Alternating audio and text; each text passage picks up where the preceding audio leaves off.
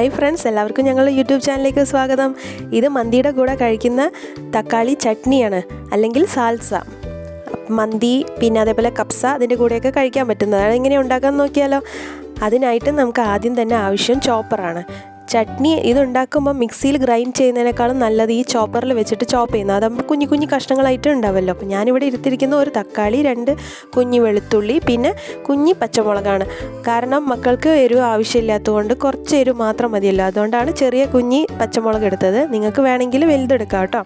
ഇതെല്ലാം ചോപ്പറിലേക്ക് ഇട്ടിട്ട് പിന്നെ അതിലേക്ക് വേണ്ടത് മല്ലിയില നല്ലതുപോലെ കഴുകിയത്, സവോള വേണമെങ്കിൽ ഇടാം, ഞാനിതിൽ സവോള ഇട്ടിട്ടില്ല കേട്ടോ. അപ്പം മല്ലിയില കഴുകിയതും ചേർക്കുക. പിന്നെ വേണ്ടത് ഒരു പുളിക്ക് വേണ്ടി, തക്കാളിക്ക് ഓൾറെഡി പുളി ഉണ്ടാവും, പക്ഷേ ഒരു നാരങ്ങ, പകുതി നാരങ്ങയുടെ നീരും കൂടെ ചേർത്തിട്ട് പിന്നെ ഇതിലേക്ക് ആവശ്യത്തിന് വേണ്ട ഉപ്പും ചേർത്തിട്ട് നല്ലതുപോലെ മിക്സ് ചെയ്തിട്ട് എടുക്കണം. മിക്സ് ചെയ്യാൻ ബ്ലെൻഡ് ചെയ്തിട്ട് അതിങ്ങനെ വലിച്ചിട്ട് കറക്കണം. അതാവുമ്പം നമ്മൾ ചട്നി മിക്സിയുടെ ജാറിലിടുമ്പോൾ അരഞ്ഞ് പേസ്റ്റ് പോലെയാവും. ഇതാവുമ്പോൾ ചെറിയ ചെറിയ കഷ്ണങ്ങൾ, കുഞ്ഞു കുഞ്ഞു കഷ്ണങ്ങളായിട്ട് ഉണ്ടാവും. അപ്പം ഇത് നല്ലതുപോലെ ചോപ്പ് ചെയ്തിട്ട് നമുക്ക് നോക്കിയാലോ എങ്ങനെയുണ്ടെന്ന്. അപ്പോൾ നമ്മൾ ഐറ്റം ഇവിടെ റെഡി ആയിട്ടുണ്ട് കേട്ടോ. അപ്പോൾ ഇത്രയേ ഉള്ളൂ പണി. നമുക്ക് മന്തി വീട്ടിലൊക്കെ ഉണ്ടാക്കുമ്പം ഇതേപോലെ ചട്നിയും നമുക്ക് ഇതേപോലെ വീട്ടിൽ തന്നെ ഉണ്ടാക്കാം.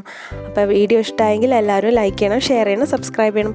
മന്തിയുടെ വീഡിയോ ഒക്കെ ഞാൻ ഇതിൻ്റെ കൂടെ തന്നെ ഇടുന്നതായിരിക്കും കേട്ടോ, മന്തി മസാല. അപ്പോൾ എല്ലാം ഒന്ന് പോയി കണ്ടു നോക്കണം. അപ്പോൾ സബ്സ്ക്രൈബ് ചെയ്യാത്തവർ പെട്ടെന്ന് തന്നെ സബ്സ്ക്രൈബ് ചെയ്ത് ബെൽ ബട്ടണും ക്ലിക്ക് ചെയ്തിട്ട് എനേബിൾ ചെയ്ത് വെക്കണം.